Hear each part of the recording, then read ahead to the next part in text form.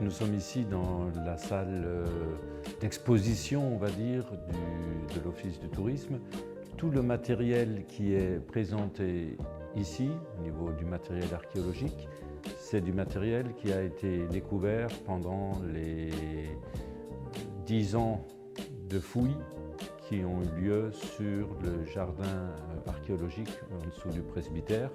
C'est un quartier qui a été bombardé et incendié en 1525 lors de la guerre des paysans et lors de la grande bataille qui a eu lieu entre Châtenois et Chervillers, au lieu dit Kreftzen.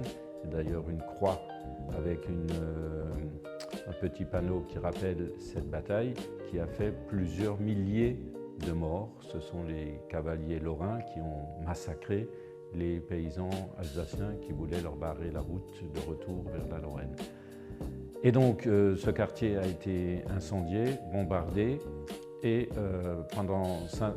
la terre a été remise sur les décombres, et pendant des décennies, c'est les curés successifs de Châtenois qui ont fait leur jardin.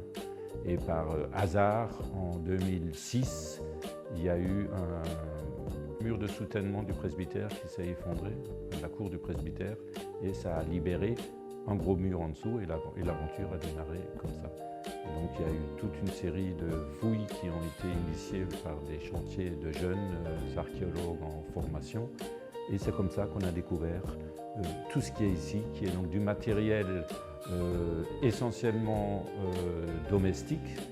On voit des chaudrons, on voit du matériel de cuisine et énormément de matériel d'outillage viticole. Ce qui fait de Châtenois un Pompéi de l'archéologie viticole qui a une renommée même européenne, puisque c'est rarissime de trouver tout ça, puisqu'on a aussi retrouvé en haut sur site, qui est toujours visible, la zone de production, un grand pressoir, etc. Pour les visiteurs du site en haut, il y a des QR codes qui permettent, avec votre téléphone, votre smartphone, de voir le chantier de fouilles, de voir les élévations en réalité augmentée des bâtiments qui étaient sur place, et des petits films qui montrent les objets qui ont été découverts. Ça c'est rare. Il y a aussi derrière moi des pièces d'armement. C'est des armements du XIVe, XVe siècle, pour certains qui étaient déjà remisés au grenier de la maison qui a été détruite. On y trouve la partie touristique, la partie d'Office du tourisme, les renseignements touristiques, la promotion de tout le territoire de la Comcom.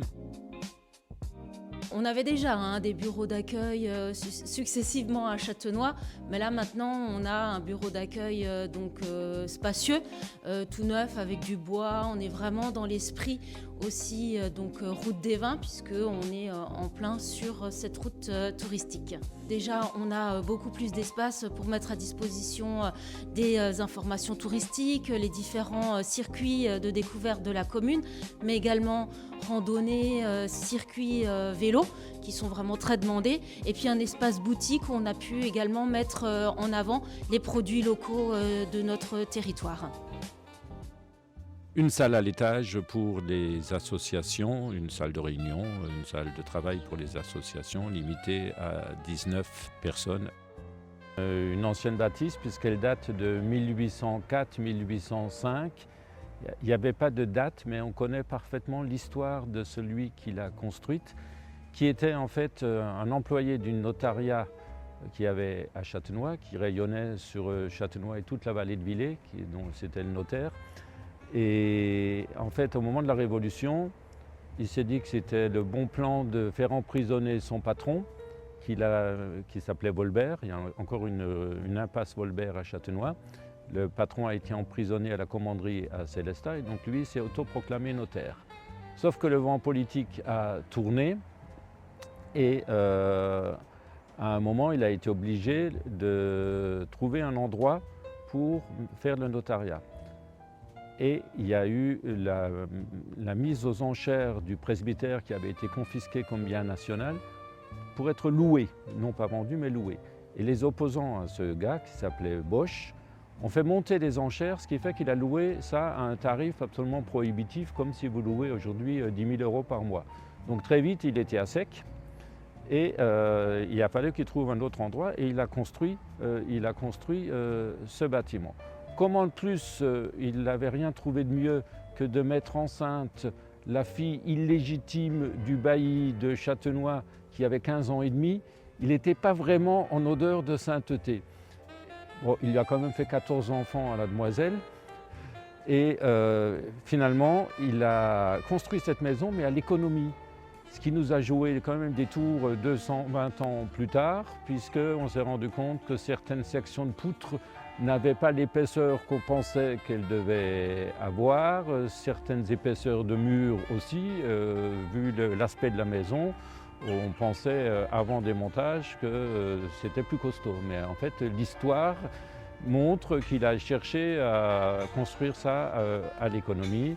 Et voilà donc cette histoire. Ce qui fait que quand même cette maison, elle a servi de notariat ensuite jusque dans les années 1860-70, elle a servi de notariat.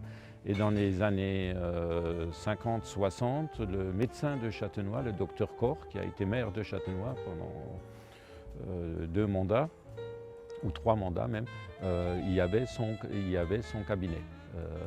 Qui a été démonté lors des travaux.